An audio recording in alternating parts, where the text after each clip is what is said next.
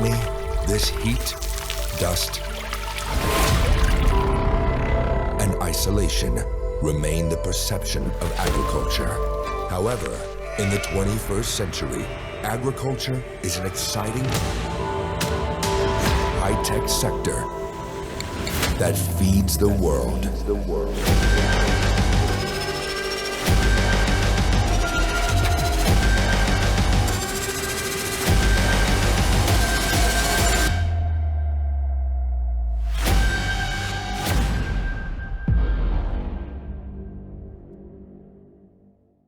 Wian, thank you so much for having us today. And we've spoken about this quite a while ago already when we starting to plan this. And thank you again for having us. So I think from your side is tell us who you are and where we are and a little bit about that, and then we can go from there. 100%. First of all, thank you for inviting me or thinking of me. Your concept, I thought right in the beginning when you shared it with me, I thought it was a really good concept. So it's a privilege for me as well to sit and chat with you. It's a great pleasure. My name is Wian Mouton. I am currently the commercial manager at Fall Creek, South Africa. So we're based here in Paarl, on the northern side of Paarl, and we've been here for just over 3 years now. It's been quite a journey the last 3 years. A lot has happened. It's very exciting times. I think it's also a privilege to be part of this project right from the beginning, where we started off in a temporary office in the KWV building, right up in the loft, all squeezed in. At that stage, we were a group of 6 people, and that was back in 2020, to where we are today on this beautiful farm, sitting in this house, which we call our office. And today we're almost 30 people working for Fall Creek in a permanent position. So it's been a journey. A lot has happened. It's exciting times. Okay, and I think a lot of people that's going to listen to us might know who Fall Creek is, but I think tell us who and what Fall Creek is. That's a very interesting story.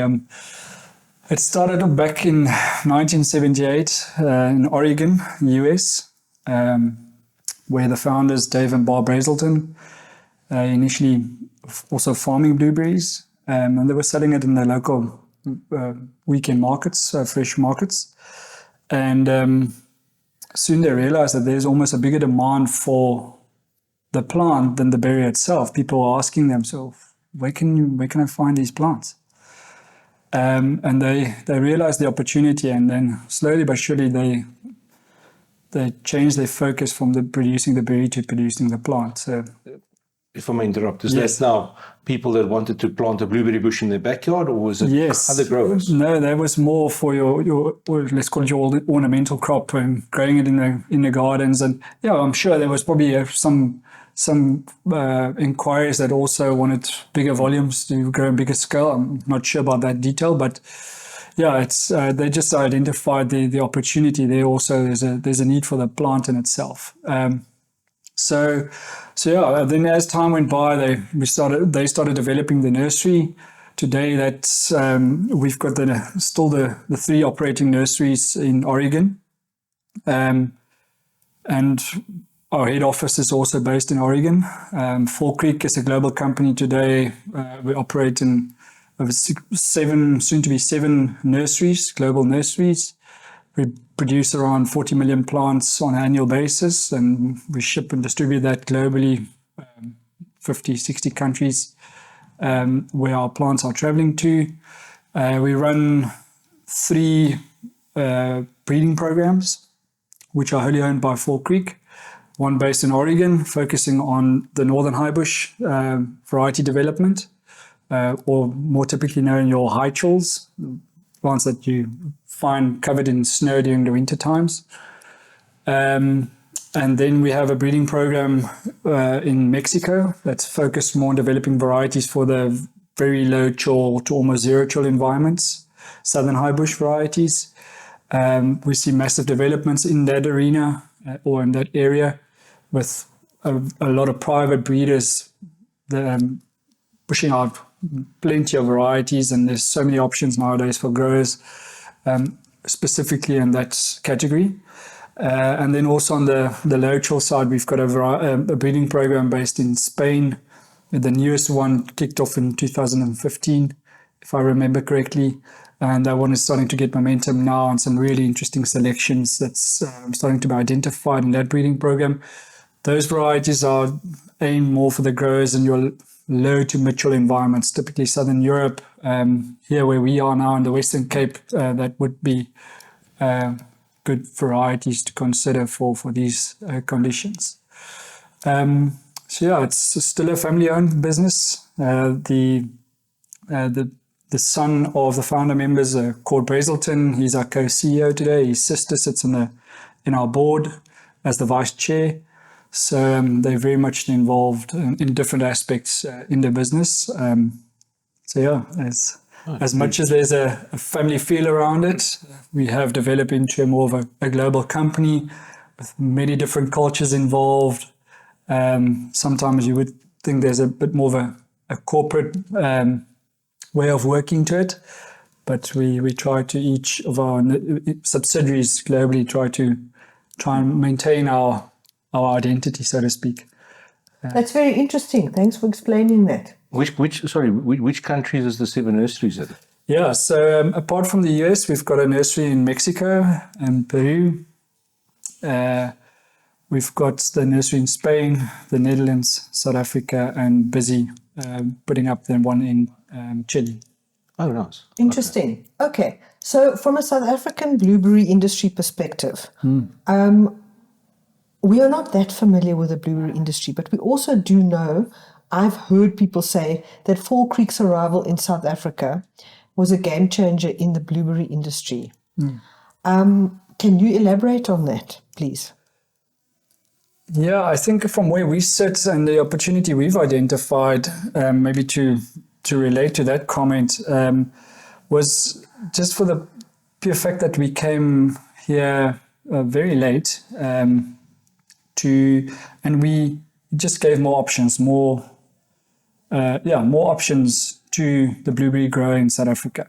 And even the grower that's considered partaking in blueberries, but haven't necessarily taken that step to do so. So we come with an offering to this industry where we can offer varieties that's suitable for this environment. And like I explained earlier now, with the different breeding programs, we're one of very few globally that can offer varieties right through the chill zones, from high chill to zero chill. So independent of where you're located, where you're thinking of growing, there should be some connections to be made in terms of the value of the variety offering.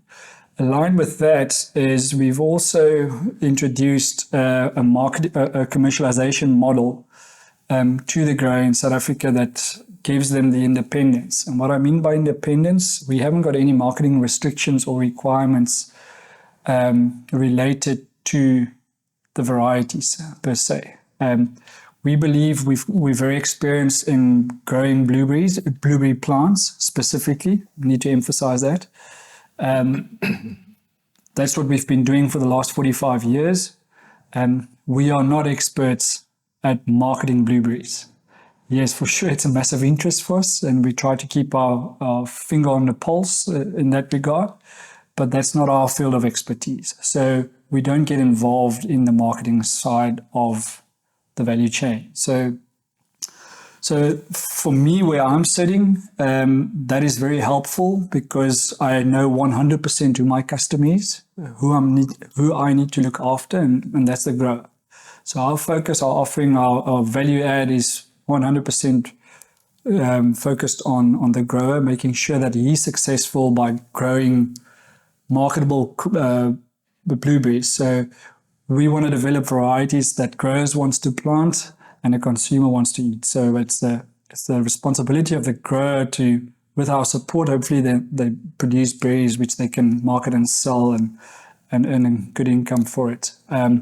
So with that value add as well of not having to limiting marketing opportunities, we believe that it gives more options to the grower. And as times get tougher, the consumer gets more educated, know what he or she wants on the shelf, what they're looking out for, and what's that characteristic that's going to cause them to come back and buy more blueberries.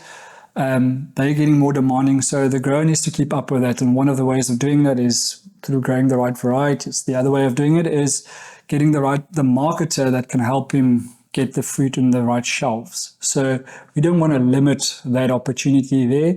And also, again, as the grower are experiencing so many pressure and challenges from all directions. We heard of labor increases just earlier this week. Then you want to give him that movability, that flexibility. You don't want him painted in a corner, and then when times get tough, he's the one missing out. So that's maybe, I think, what that also resulted in is now all of a sudden you have discussions with growers that's not currently partaking in the blueberry profession, but with this kind of model now available and access to newly developed varieties, we can start having the discussion, say, how can blueberries fit into your current business? So if I can sum this up and please correct me if I'm wrong, is that growers growing Fall Creek berries can market it anywhere, any which way that they want. That is a great summary. Okay. Whereas with other companies, it's only got to go through their channel and their marketing. Yeah, so there are models in South Africa that's more closed, so to speak.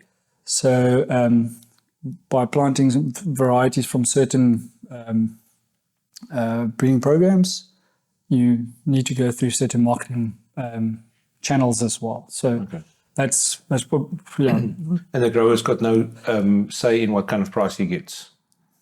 I don't know the detail of that, but usually from what I understand, and also my previous experience in table grapes, that's typically what happens. Yeah, it's wouldn't necessarily have any say in it. And do growers still need to pay a royalty to you or to Fall Creek on the plant material? Yes, royalties is definitely is applicable, and to just IP in general, there's royalties. There's a reason for royalties, why it's payable. You can look at it as almost the return on investment for the breeder. Yes, after years and years of experience, time and money spent. Hopefully that's the return. You've got 25 years to capture that return on your IP. So yes, our model also requires royalties.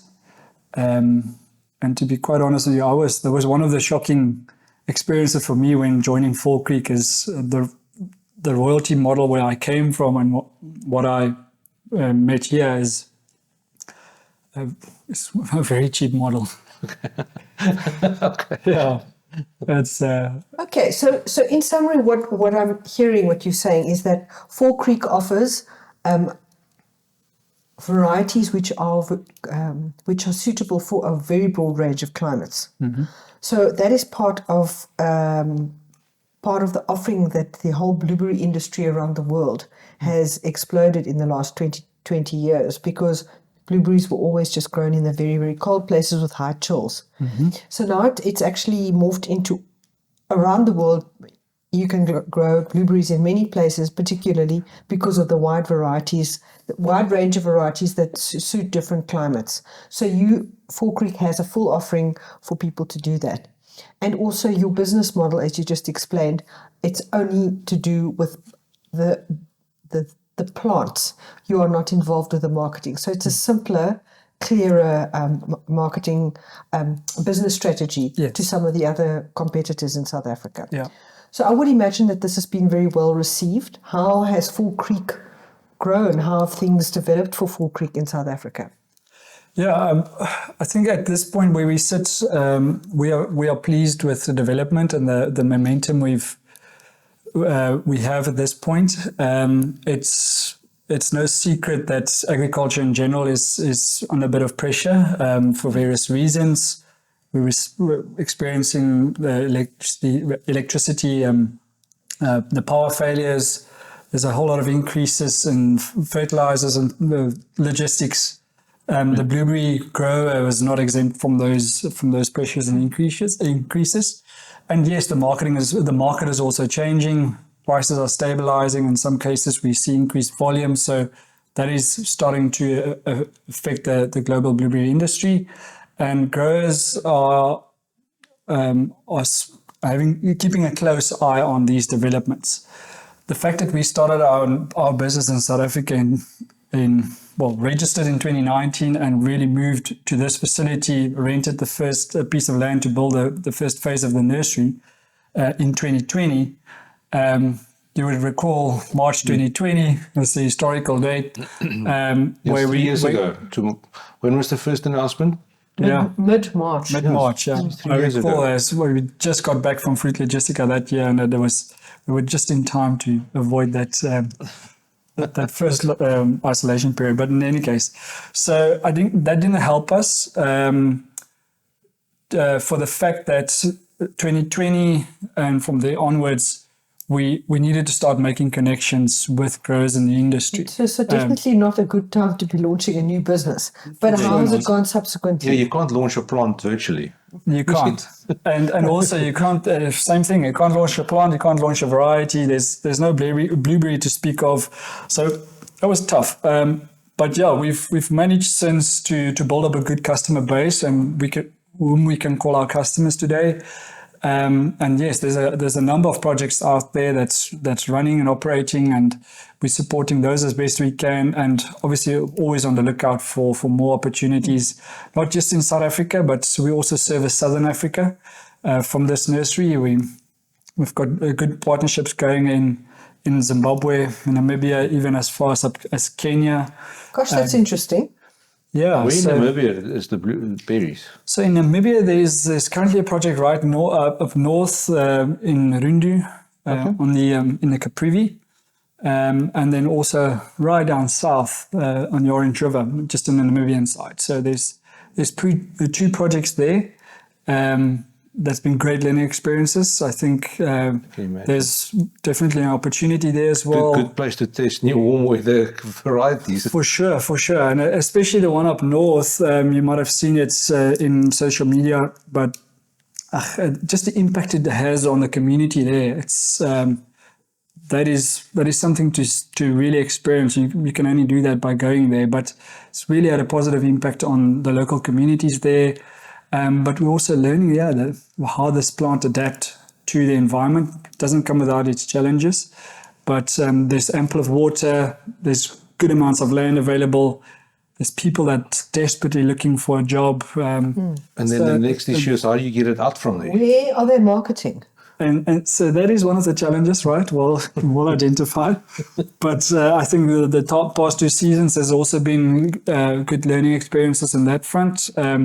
Fruit is either coming down to Windhoek and being flown out, or it even comes right down all the way to Cape Town, gets on a ship and goes to Europe. Sure. And it's been done successfully. So, wow. So yes, that's an exciting project to keep a close eye on. That's a story in its own, because and that's a very good marketing angle. The fruit can travel all the way from the Caprivi, be loaded on containers and get to the market in good quality is something to... And it's, I think the focus for those areas, and the closer we get to the equator, obviously that's when the fruit ripens far earlier. If you look at our production in South Africa, we come through a peak volume starting mid-October, beginning of October to mid-November. That's peak season for us. That's Western Cape, right in the middle of things. So it's huge volumes coming through, huge in our sense. But if you look at the global volumes, it's definitely not close to what we see in Peru. And the thing is, we're clashing with the Peruvian volumes in those weeks in the market. So typically a grower wants to either get ahead of that curve or try and fall in behind it. Falling in behind it is not that easy from a variety point of view, but also climatically. Where we sit here in the Western Cape, if you go into December, it gets very hot. So you might lose out on a bit of berry size. You can lose out on firmness. So you need to be very hands-on when you get into the hotter months. Whereas the opportunity in front of it currently looks more attractive. That's why there's a big drive for earlier varieties, but also you see more activity, or you hear about more activity in the northern parts of South Africa and even outside of our borders, because that's typically where that fruit comes in a little bit early. What kind of, when you're talking early, what months are we talking? Well, the first berries that comes that you can typically buy in South Africa in our supermarkets would be around early May. That's the Zimbabwean fruit, early Zimbabwean fruit coming to South Africa. Now, I don't think you'll find blueberries on the shelves at the moment. Until recently, I heard that United Exports has got a very early variety, which, by the way, looks very attractive. From what I can see, there is actually a couple of punnets on the shelves at the moment. And right now, and there's like blueberries in our fridge every day because the kids just eat it. That's a great opportunity for them, I think, and especially growers up north that can produce a blueberry now. Think is this early or is this late? If it's completely counter-seasonal. Yeah, so you can look at it two ways. It's either very late season or it is extremely early season. But it currently looks like it's obviously very early season, given that it comes from the north. So it's extremely early season for them. But we are, as much as we like to as an industry get to a 12 months supply, we've got a gap let's stretch it to say mid-February to end of April. That's where you won't find any berries. And it's just too expensive to import as well. It's already expensive in itself. So bringing it in, it doesn't make sense. It's 2 months. It's not the end of the world if there's no berries. But so if you have a berry in that window, obviously it's... For local market. Even just for local market. But interestingly, yes, I had discussions with 2 UK supermarket representatives only last week. And both of them were saying that they don't have any berries on their shelves at the moment. So the transition months, getting from Southern Hemisphere supply over into Northern Hemisphere supplies, they either have to stretch the Southern Hemisphere very far. So the Peruvian fruit, they try to stretch. The South African fruit, they try to stretch very far. And that's like with any fruit, usually the late season fruit, the quality dips a bit. So they've got that tail end, or they have to go to Northern Hemisphere and get fruit far earlier, which then is sometimes a bit unripe. It's not color developed, the flavor's not there just yet. And so for them as a retailer, also having to manage that risk and not necessarily distracting consumers, because I've got a very acidic and not blueberry. Because like I said to other people, even before we started doing what we're doing now, we are privileged that we get to experience eating from the bush, literally, be it grapes, other fruit, berries. Yeah. So we know what great berries taste like. And before doing what I'm doing now, I didn't buy berries because they were sour. I didn't like them. But the other day we bought some berries, I think it was from Checkers. And I said to Corin, my wife, it's like, these are incredible. They were crunchy, they were firm, they tasted fantastic. Yeah. And it was on our shelves. It wasn't export. It's export quality fruit, but we had it in our shelves. Yeah. And that's, I think, just quickly to touch on that, if you looked at last season, the 2022 season, just passed, you would be aware of the Transnet strikes that we experienced, the port strikes, okay? There's a whole lot of knock-on effects due to those strikes, which we can identify at this point. One of those were the fact that we as an industry, and especially the marketers of this industry, took a very responsible decision in saying that, hey, we need to protect the brand of the South African blueberry industry, the South African blueberry in the marketplace. So there was a point where there was a lot of fruit sort of backing up due to the ships not sailing. And they took the decision and say, look, let's reevaluate the fruit that's currently in the ports and make sure that what is being loaded is actually good quality fruit.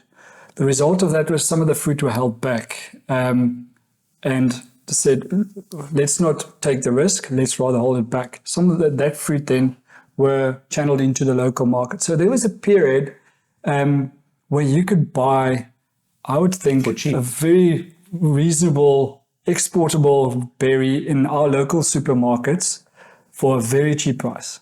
So we got lucky. Is what I'm you're saying. talking about I beginning. think we got lucky. I'm talking about We got beginning lucky. January, but now Yeah. the Mrs. Joneses and the kids know what it should taste like. That's not the thing. So I think it's also going forward, it's probably having to do a bit of managing expectations here as well, because what you say there is we got lucky. I think as I encourage my friends, my family, and say, look, this is the time to go and buy blueberries. You could buy. Yes. I saw one day. I feel very sad to share this, but for R9.99 you could buy a punnet of blueberries, and it was exceptional.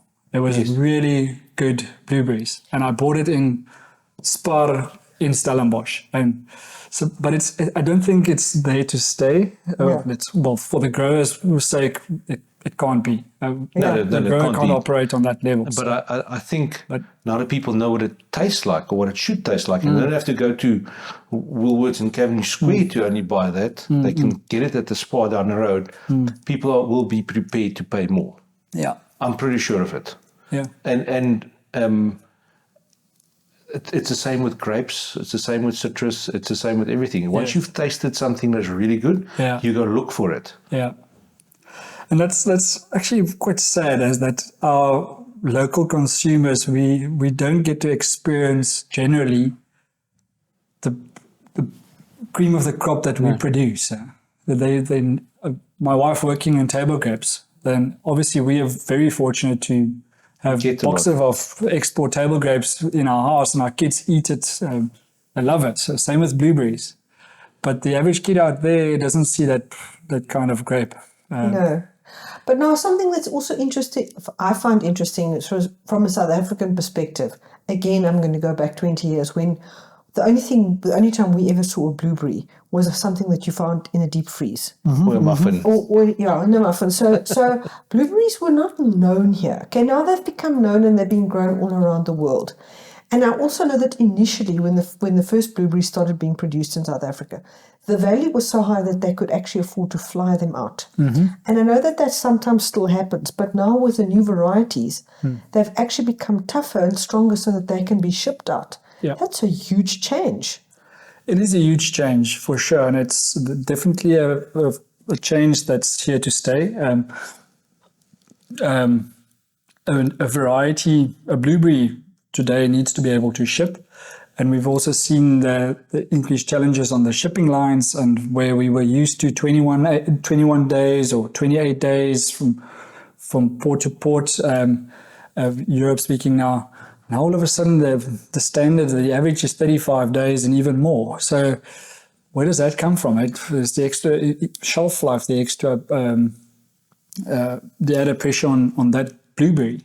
So that in itself then spills back to the grower having to make decisions on what varieties to plant, how to prepare this crop, the attention to detail, the handling of the fruit, the cooling of the fruit. All of those are factors that you actually need to now start zooming in on to ensure that you've got that extra 7 days. It's not just going to fall from the sky. You need to actually make sure that you've got that extra 7 days. And we've heard very scary numbers on traveling times of fruit getting stuck somewhere, and then it can easily go up to 40 days or plus.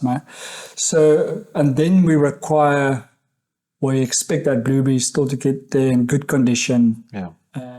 Still have its flavor, the crunch, the appearance needs to be there. So it's actually a massive task if you think of it. It's not just berries. If you talk about grapes as well, grapes is all of it. So yes, are non-climateric. They don't ripen at all further once you've picked them. No. That's it. You pick them at optimum ripeness. So that also means the clock is ticking from the time you've picked them. 100%. If you remove it from the source, it's just starting to rot. So what's the maximum amount of days that you've? That's even if it's an outlier that it was a once-off kind of thing that you've seen, doesn't necessarily have to be with your. Look, the closest we get to some of that data or information is through our own research when we're evaluating variety. And there it goes up to 65 days, 70 days. But I must say that that's not necessarily mimicking the handling of the fruit going through the actual chain. Now, I like to believe that that's always a good test. Is get it through the system, get it through the hands of packing machine or whatever the case may be. Let it get stuck in a port or what. That's a true test, and that for me is a better indication of the post-harvest capability of a variety. But yes, obviously we use it as a reference and what we get from our researchers and our evaluators on what one can expect. But yeah, that's... On the subject of research, does Fall Creek have a research department that does cold chain research and all these things like what a lot of the industry bodies do? Do you guys have your own department? So, yes, we do have our own R&D department. It forms part of our breeders form part of the R&D department. And they all have the different roles, but for sure, there are some of our evaluators, also part of the R&D, that needs to run those trials and make sure that we have at least looked at, have data, and replicate it in different parts of the world as well. So that by the time we get to a final stage of commercializing a variety, we should have a good idea of what the post-harvest capabilities are of a variety and how it changes as well. A berry goes through changes in the cold chain as well. Some gets quite firm or firms up. There might be flavors that get lost along the line. So those things need to be evaluated, and that's typically what our R&D team do. Okay. And interesting, I mean, Fall Creek is an American company, and you say that you have representation in 7 parts of the world. What is it like to be working for an international company like that? There must be good support between. Is there good support? And I mean, the feedback you get, it must be helpful to your own situation. I couldn't agree more. It's been specifically through that starting period, and we're still starting up, but that first year getting into COVID and being locked down, we relied quite heavily on our international team to educate us, to bring us up to speed. At that stage, we were introducing varieties of which we haven't seen the plant yet, of which we haven't seen the berry yet. So there were no place else to get the information but from our colleagues.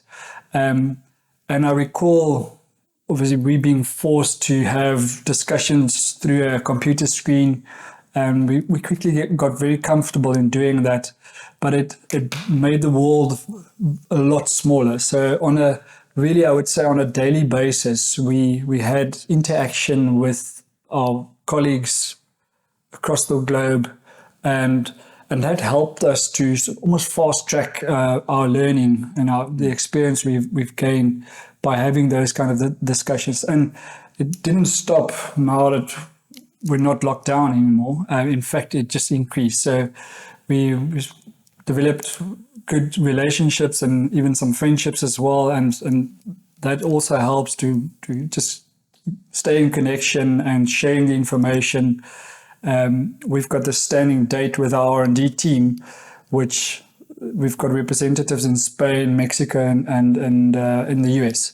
So we've got our quarterly meeting scheduled with them, and then we throw all different kinds of topics on the table, and it's really, really great discussions happening there, and one learns so much about not just the varieties and plant, the products we offer, but just Fall Creek in general, how we operate and the different experiences. I can imagine there must have been quite a few evenings to get the kids in bed so you can start working. And that's maybe one of the challenges for working for an international company, but we try and find ways around it, or to work with it at least. But you can easily have a very long day, waking up with emails from the US and then finishing with discussions with the US quite late at night. So that's something that you have to manage on a daily basis, managing your time and having that balance. But there's ample opportunity within our daily operations to connect with our global. And have you had the opportunity to visit the Oregon? Yeah, visit Oregon facilities. Oregon, not yet.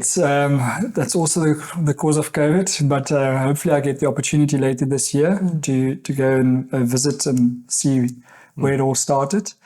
I was fortunate to have visited the nursery in Mexico before, and also a Spanish nursery. I believe Mexico is like cooking.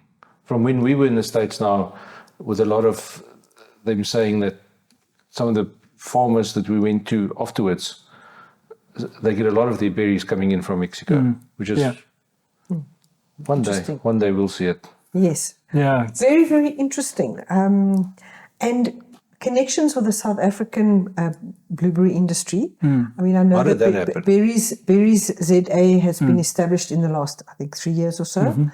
And it's nice to know that is there. How do you guys all connect up? How does that work? How did Fall Creek get connected to South Africa?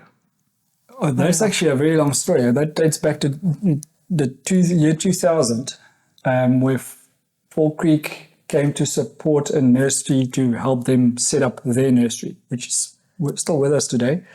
But yeah, back then we partnered with one of the stakeholders of this industry today and get their nursery going. And we also licensed some of the varieties to them for them to commercialize in South Africa. So the Fall Creek connection to South Africa actually dates back quite a while.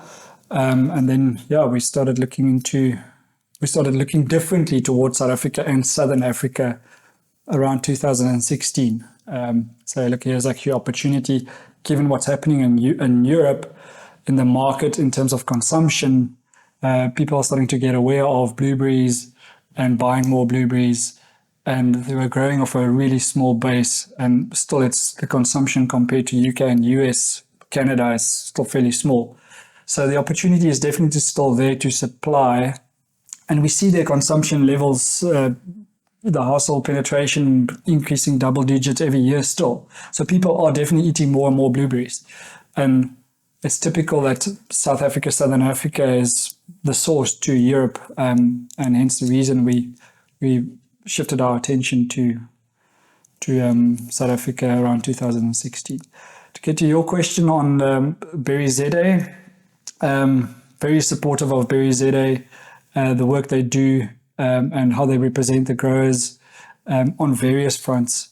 So driving market access, I think it's probably something that is a very high priority for Berry ZA. It's a high priority for our industry. It can open up so much more opportunity if we can increase our market access and where we can sell our berries.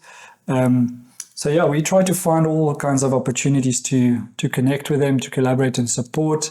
We participate in various forums, including the technical forum, including the breeders and propagators forum. We try to be involved in the joint marketing forum. And whenever there's an opportunity to assist them in either their AGMs or other technical field days, we'll put our hands up to see where we can help. So the South African blueberry industry grew very rapidly in volumes, but it's taken some time to establish all the infrastructure and due diligences and legal stuff around the industry. And it's actually really good to see Berry ZA there and established and making it all happen. Yes. So I would imagine that is very good from your perspective and people like yourselves to have the body there and have all those things being put into place. I 100% agree with you. And we would encourage all the growers, if possible, and it should be possible, it's really not that difficult to join Berry ZA as a member. We are an associate member, we're not even a grower, but I think there's so much value that they can add, and they play such an important role. If you participate in the industry as a grower, I think it's crucially important that you sign up as a member with Berry ZA and give them their support, and vice versa. They can certainly add value to a grower's business and operations as well. So there's no doubt about it that they play a crucial role. With all the challenges that's going on, and we're not going to talk about all the negative stuff because then we'll go on for 4 hours, but we know that the challenges in South Africa, the ports and electricity and all those kind of things. is there still a lot of space for growth? And if they, not necessarily South Africa, where would you say that people that's got the means to do it, where should they invest to get berries planted? Like I know Zimbabwe has exploded like exponentially.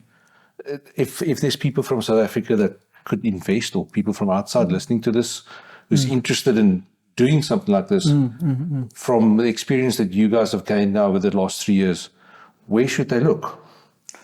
From a personal point of view, and I was being in discussions on that topic quite regularly, I think there's still great opportunity in South Africa. Yes, we are facing challenges for sure, but we're not unique in that sense. There's other challenges in other countries which we probably not even know about. But so we all have our challenges. From working with the growers for almost now 15, 16 years, our farmers, they adapt well, they make a plan. It takes a while, yes, sometimes others adapt quicker, but we've always adapted and remained competitive.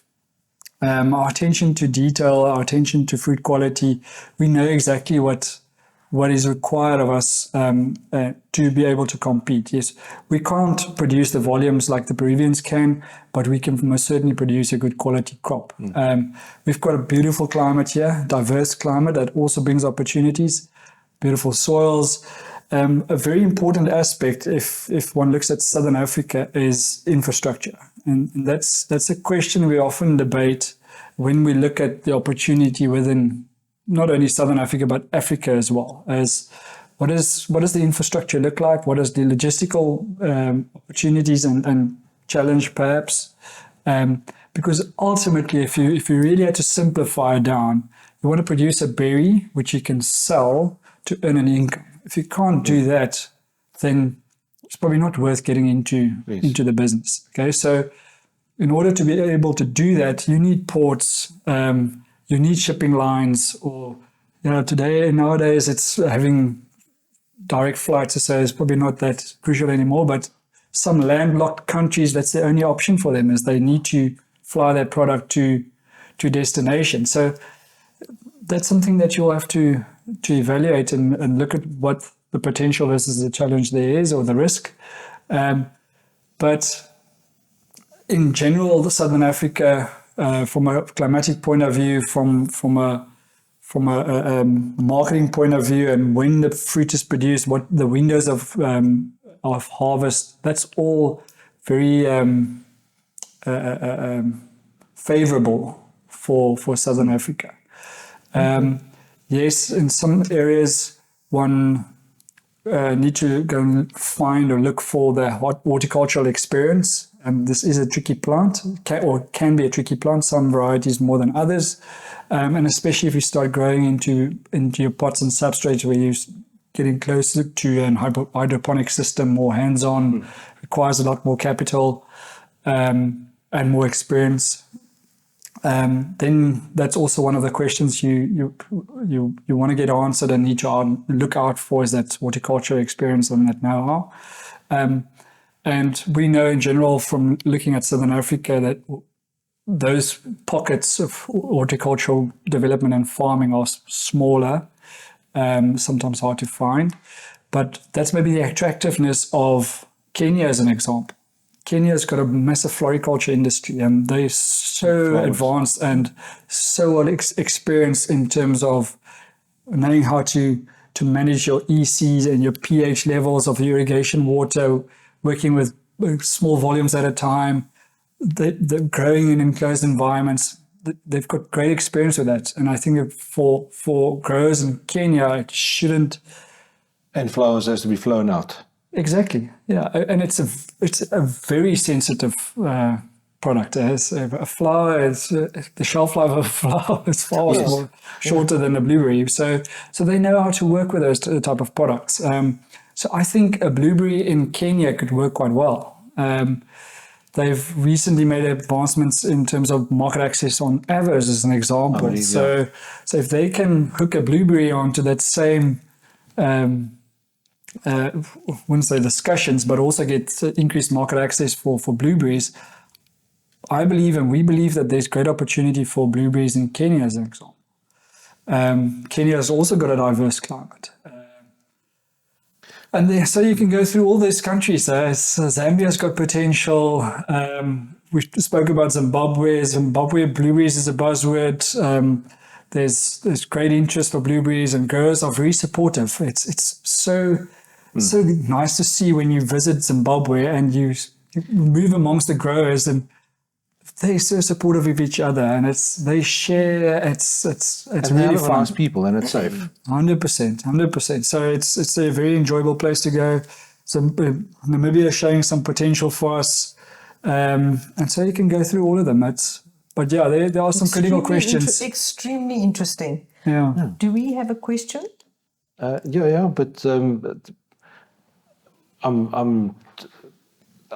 two things I'm curious about. You're saying that blueberries is becoming more like a hydroponic kind of crop because it's in pots and all that. Can you vertically farm with blueberry bushes? That's an interesting question, and that question has crossed my mind previously, especially in the nursery operations. Is if one can do it vertically, I don't know. I'm very curious to try it or see it being tried, but because in my mind, if you've got a controlled environment like that, you could potentially grow very high chill varieties. Yeah, where you could grow it in a cold storage unit and freeze them over the dormant time. And then on the high chill thing, is there anybody growing blueberries in the Drakensberg where it's cold? Not that I'm aware of just yet in Drakensberg, but very close to, in the areas of Howick, Midlands, closer to Pietermaritzburg. There's blueberry growers there. They've got the chill. They grow a very late season crop, late season, December, January. The downside for them is it's also when they receive a hell of a lot of rain, like this past couple of months. I spoke with a grower there, and he mentioned to me the previous year, I can't recall the exact numbers, but he was talking about something like 130 millimeters of rain from December till the time I spoke with him, compared to this past year where they had 340 mils or something like that in that same period. So you don't want to harvest the blueberry at that point, but the focus is, again, just for the local markets. If it's in a plastic tunnel, you should be okay, but then obviously you could have damage to the plastic and all those kind of things. Yeah, and the thing that tunnels like the ones out there nowadays, it's very expensive, and it's a totally different calculation if you start incorporating tunnels to manage risk, and then you need to ask an honest question to yourself: Are you challenging nature here? Is it reason enough to put up these very expensive tunnels? Is there an alternative crop? That becomes very honest financial questions you need to answer. As you said earlier, it's as simple as, are you making money? That's right. Yeah.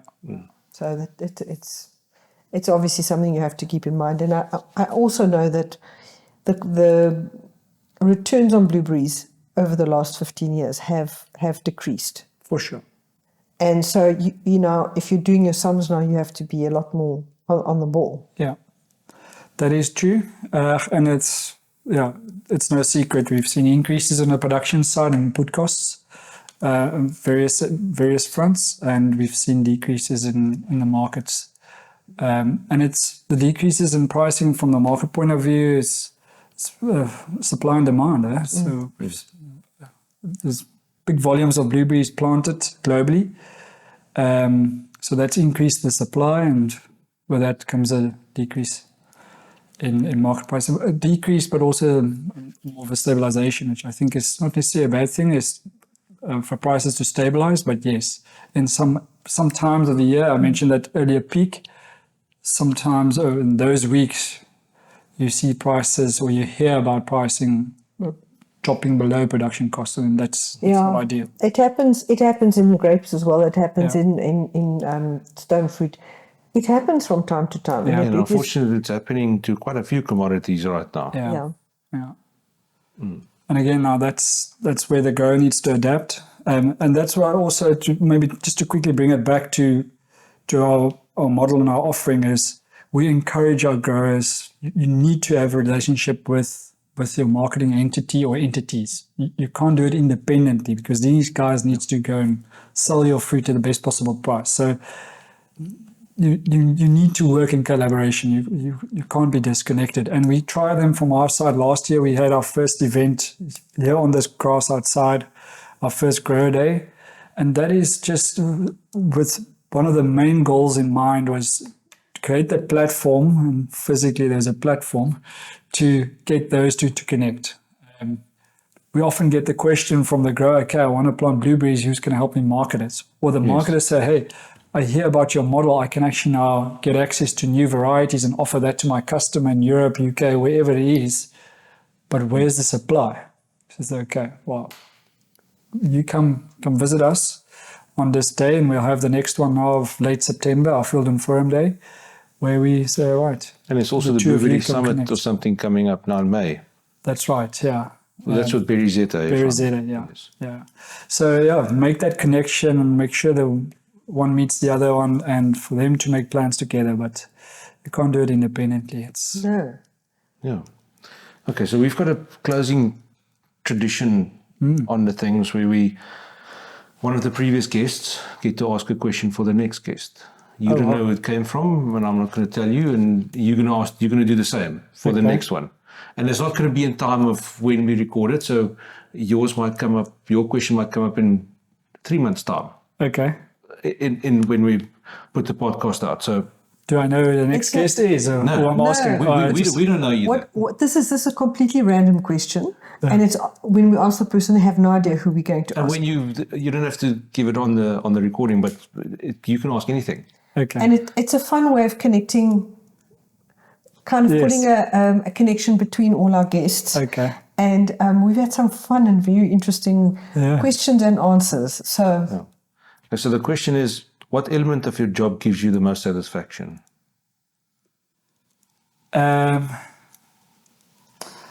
would say being surrounded by the plants and having the opportunity to work very closely with plants. If it's in a nursery or out in the field, even though I don't get that opportunity that often anymore, as in previous jobs, but I do have a natural love for plants in general. So even if it means just walking the morning with my cup of coffee through the demo field just outside here and just seeing the plants and how they grow, that's for me is quite satisfying. And the most satisfying of it is when you get to the season and there's now blueberries.